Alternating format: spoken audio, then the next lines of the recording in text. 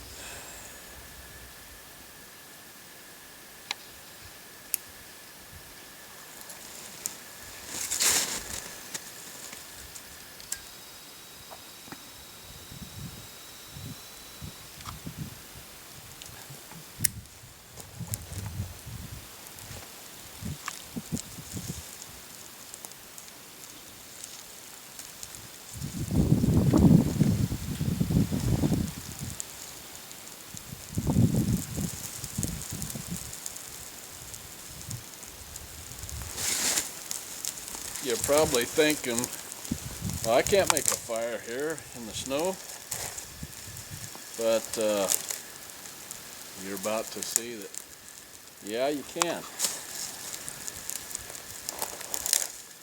You want to come up here closer? My wife is filming right now.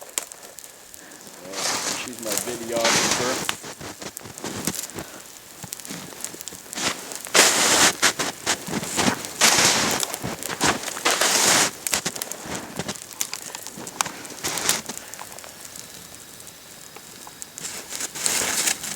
Now, as you probably already know, heat rises. So, of course, most of this heat is going up. Some of it is going down, and that fire will continue to work its way down into the snow. And building a fire this way is it's a little bit harder. It requires more skill because you won't have the advantage. Initially, you won't have the advantage of building up coals. A fire requires what's best described as a fire triangle. It requires fuel, heat, and air. Take away any three of those, you're not going to have fire. So, coals help provide heat for the fire, and we're going to have a minimum of coals. So it requires a little bit more skill to get a fire going and maintain it, but it's not that difficult. Eventually it'll build up an ash layer and will then kind of, in a way, insulate itself from the snow, and you will have coals. But until that point, it's a little bit more work.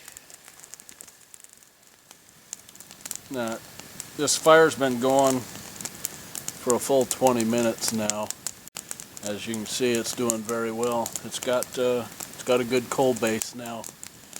You're probably wondering, why doesn't the melting snow, why doesn't the water put it out? Well, the snow is very, very absorbent. As the water melts, as the fire melts the snow, the remaining snow soaks up that water.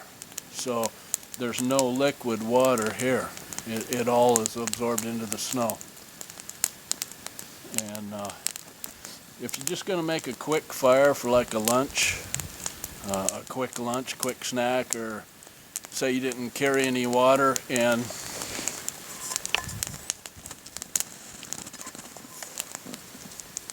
you want to make some water real quick, well, this fire works real great for that. If you're going to do a longer term fire, it's probably best just to dig down to the ground, because this fire will continue to burn down.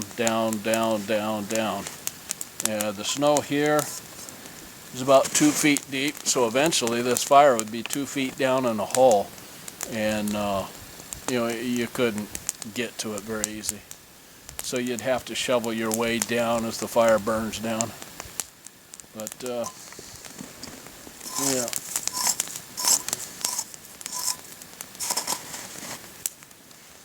Fire like this works real good for melting some water for some spruce tea.